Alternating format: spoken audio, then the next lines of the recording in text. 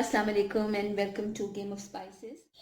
आज हमारे किचन में फ्राइड फ़िश बन रही है और इसके लिए जो इंग्रेडिएंट्स हैं वो स्क्रीन पे सामने आप देख सकते हैं।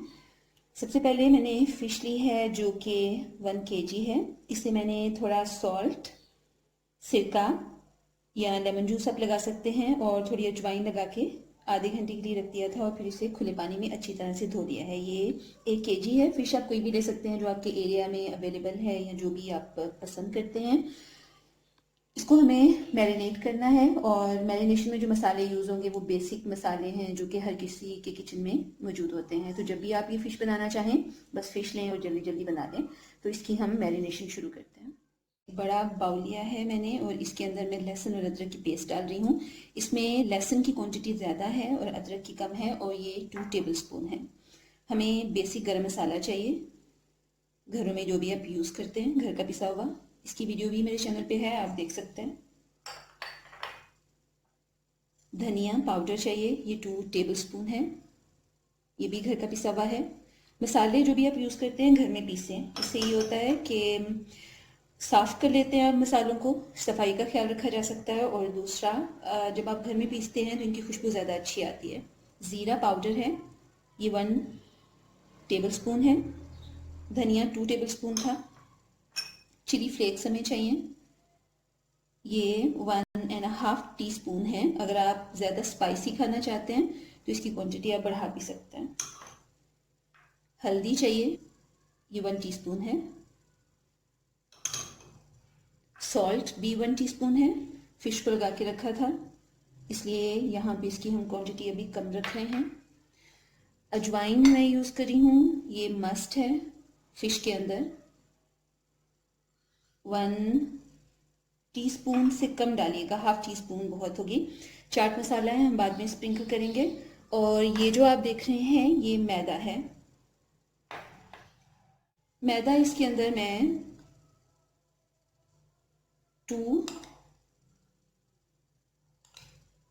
टेबलस्पून डाल रही हूँ। अगर आप चाहते हैं कि आपकी फ़िश क्रिस्पी बने तो फिर आप मैदा यूज़ कर सकते हैं, और अगर आप चाहते हैं कि आपकी फ़िश सॉफ्ट हो फ्राई होने के बाद तो फिर बेसन यूज़ करिएगा। तो हमें लेमन जूस चाहिए होगा, ये 2 लेमन का जूस है। मैं इसको मिक्स करूँगी।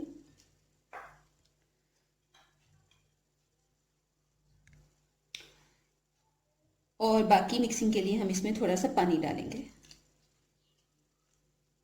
अगर आप चाहते हैं कि आपकी फ़िश ज़्यादा स्पाइसी और ज़्यादा खट्टी बने तो फिर इस पानी की जगह पे भी आप लेमन जूस यूज़ कर सकते हैं। 2 लेमन का जूस और ले लीजिए।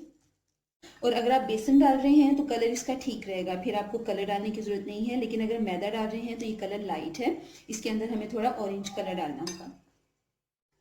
इसके अंदर मैंने थोड़ा ऑरेंज कलर डाल दिया, आप देख रहे हैं। इसको अच्छी तरह से मिक्स कर लें। और एक चीज़ रह गई है और वो है काली मिर्च। फ्रेश डालिए, इसका फ्लेवर बहुत अच्छा आता है।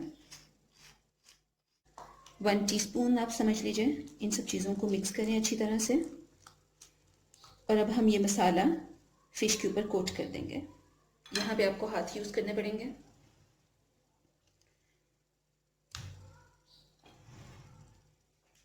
और ये सब मसाला जो है दोनों तरफ फ़िश के ऊपर लगा दीजिए। इसको अब मैं मैरिनेट होने के लिए रख दूंगी और 1 घंटा इसको मैरिनेट करना है लाजमी।